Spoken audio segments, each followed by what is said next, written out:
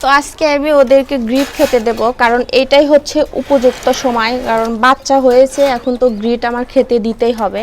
কারণ বাচ্চা যদি পুষ্টকর না হয়, গ্রিট তো ওদের পুষ্টি বাড়ায়, তাই না? তো এখন যদি আমি খেতে না দিই তাহলে তো ওদের সমস্যা হবে। আর একটা জিনিস দেখাই, দেখেন গ্রিট গ্রিট ওদের গ্রিট দিলে ওদের পেটও ক্লিয়ার থাকবে। দেখেন বাথরুমের কি অবস্থা, আমি গ্রিট দিচ্ছি না কয়দিন হলো, তো দেখেন বাথরুমের কি অবস্থা। গ্রিট খাওয়াইলে আসলে বাথরুমের এরকম অবস্থা হইতো না, মানে ওদের পেট ক্লিয়ার থাকে, দেখছেন?